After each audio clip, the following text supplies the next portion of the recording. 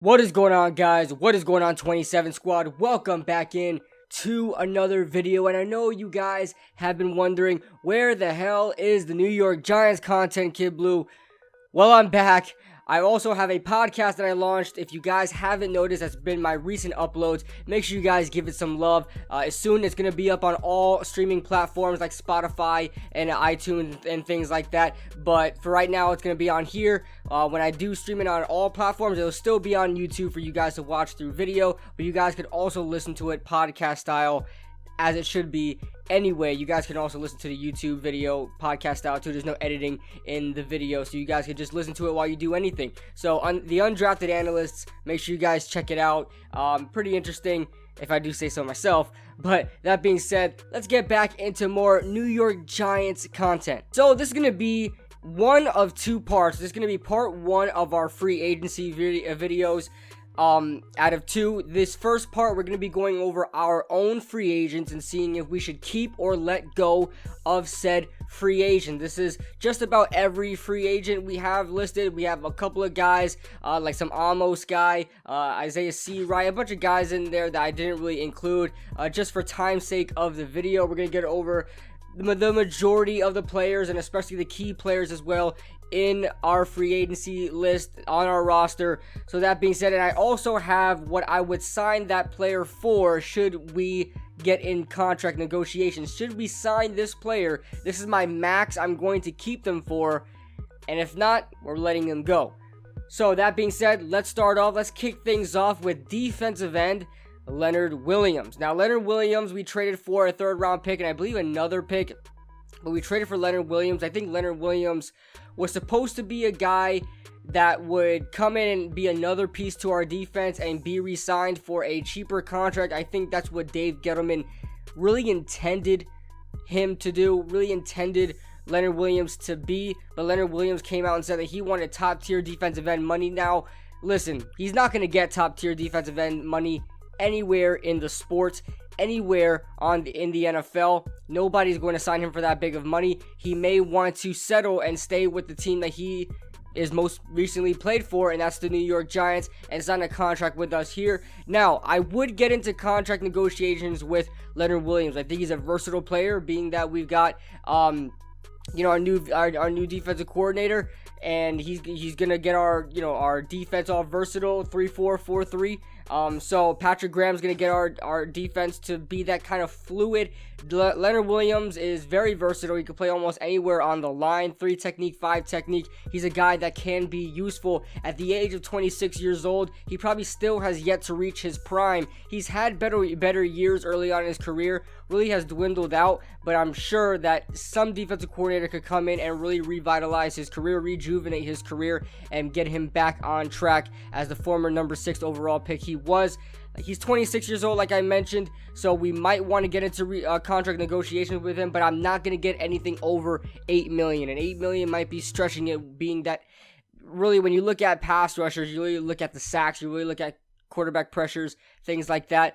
He doesn't really rank high in those categories. He did get a lot of pressures, don't get me wrong. I think he finished off the year with that, I think a half sack this year.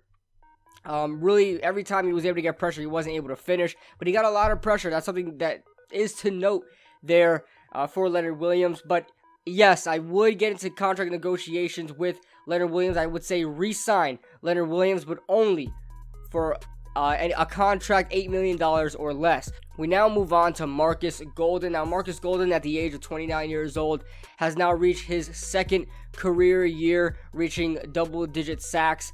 And I believe this year he had 10 right on the dot. And he reached 12.5 with James Betcher at defensive coordinator back in Arizona, I believe in 2016, if I'm not mistaken. So this is his best year since then. He's also became the first linebacker since Lawrence Taylor for the New York Giants to get double-digit sacks, or at least 10 sacks. So that being said, I would get into contract negotiations with Marcus Golden. I think he was a huge part of the pass rush last year. A lot of people could say he's overrated because he doesn't stuff the run very well. I'm fine with it. If the guy can just rush the passer and do what he's supposed to do, I'm fine with it. We have Dalvin Tomlinson, BJ Hill, Dexter Lawrence, all those guys for those situations. I want my edge rushers to edge rush. I know It would be great for them to stop the run. Edge rushers are supposed to do that as well. Marcus Golden really gets to the pass rusher as well. On top of that, gets to the quarterback very well. And on top of that, he was one of the key components of what really got Lorenzo Carter and O'Shane Ximena started. Marcus Golden would rush the passer, force the quarterback out of the pocket, and O'Shane Ximena would clean it up. I've seen it happen before. One against the Tampa Bay Buccaneers, where Marcus Golden was stunned inside, and O'Shane Ximena was able to get Jameis Winston, who was getting out the pocket.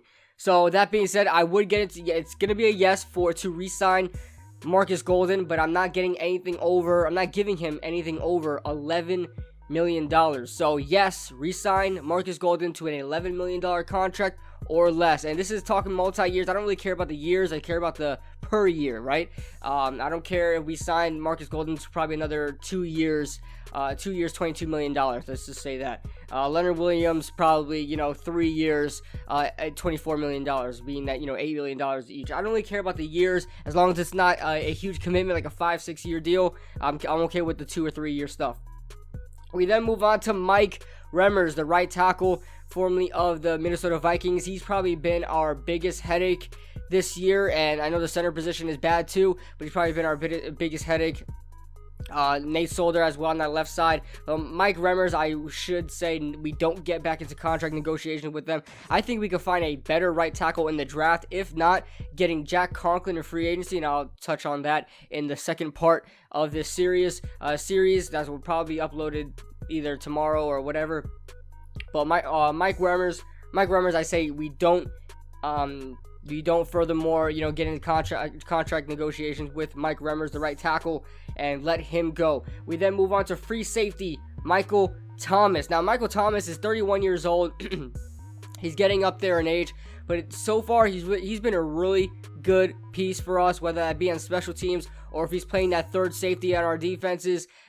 He comes down in the box, plays well, plays free safety sometimes and out in coverage and plays fine. He's a great backup safety, a great third safety to have. Nowadays in the NFL, you're seeing a lot more teams carry 3 high-tier safeties and using them consistently on the field. Michael Thomas has been used more and more on the field on the defense. He was signed for, being a special teams guy, but now he's playing special teams and he's playing defense. So I really like Michael Thomas. I'd say yes, re-sign Michael Thomas to a $2 million contract or less.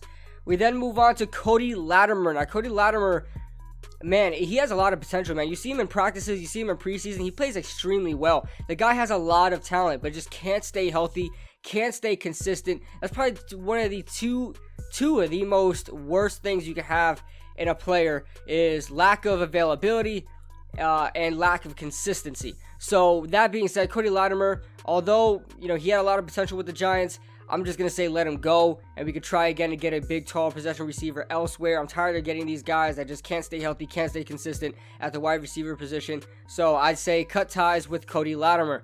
We then move on to Russell Shepard. Now, Russell Shepard has been a guy that's been all the way at the bottom of the roster every single year we've had him, and sometimes comes out to play. But I really don't care for Russell Shepard too much. If we re-sign him to a small deal, fine. But I like to reset our wide receiver core and try to regain new guys that preferably are more consistent. So Russell Shepard, although I wouldn't mind if we re-signed him at 29 years old, I'll just say no. We just let go of Russell Shepard. We then move on to Zach Diassi. Now, Zach Diassi really comes down to loyalty, really comes down to some, sentiments, right? It doesn't really matter if we keep Zach Diassi or not. I think he's messed up a couple times this year, and I know we've had a rookie take his spot because he got put on IR this year, and we had a rookie play for him and he played fine. So that being said, Zach Diassi, I really don't care if we resign him or not. I just said no, just so we can get some fresh guys in there and make this team a lot younger. And that being said, Zach Diassi really doesn't matter to me. We then move on to Antonio Hamilton at 27 years old. I'd say yes, re-sign Antonio Hamilton, not to play cornerback whatsoever. I think he's a terrible cornerback. We've seen that in week 1 against Dallas, where he was picked on a bunch of times and was not able to figure anything out, and James Bettcher had to pull him. But he played well in special teams. I want to keep that special teams core extremely strong.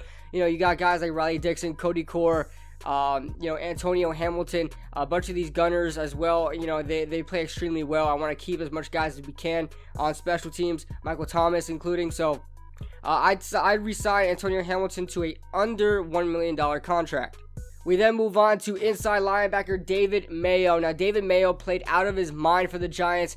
He played a lot better than a lot of people thought he would. We re-signed him. No one thought anything about it. He became one of the best run-stuffing linebackers in the NFL. I think that's even including Pro Football Focus. So David Mayo played extremely well. I would not mind re-signing David Mayo for depth. He will be a great depth inside linebacker, and we should get Ryan Connolly healthy. We should probably draft Isaiah Simmons if that would be a possibility, something like that. I know there are some inside linebackers that could potentially, be with the New York Giants, some targets in free agency and the draft. So that being said, I re-sign David Mayo to a contract of $1.5 million. We then move on to Javorius Buck Allen. Now, Buck Allen had a lot of potential. I watched Buck Allen in college and thought highly of him coming into the NFL. Really hasn't done much with the Baltimore Ravens, and then comes with us, and we signed Buck Allen, and he made his first appearance, I think, in his third career game with us. So something saying that Buck Allen just isn't good enough, so I just let go of Buck Allen. We then move on to inside linebacker Deon Buchanan. He's had better years, like with the Arizona Cardinals. He hasn't played well with the Tampa Bay Buccaneers.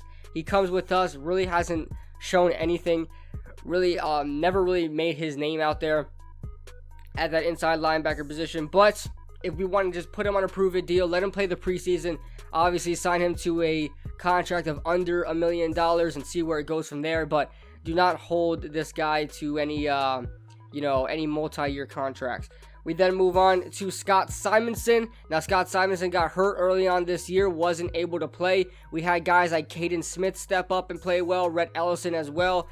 In the time being, I think Isaiah Seawright was playing as well for us. So that being said, I would keep Scott Simonson. He has played well last year, and he was playing well in the preseason. So, like I said, another prove-it deal for under $1 million and see where it goes from there. Wide receiver Corey Coleman, another guy that was put on IR early on this year in the preseason, was pretty much going to win the job at number 3 wide receiver if it wasn't for that injury he suffered. And he was playing extremely well and really was trying to make a comeback in the NFL. I think he still has it. I would re-sign him to a contract under $1 million as well on that prove-it deal and see where it goes from there in the preseason and see if he stays healthy throughout the season. We then move on to John Halapio. Now, Halapio, we don't have much options at center. So we would either have to draft one or keep John Halapio, and we have to be safer than sorry.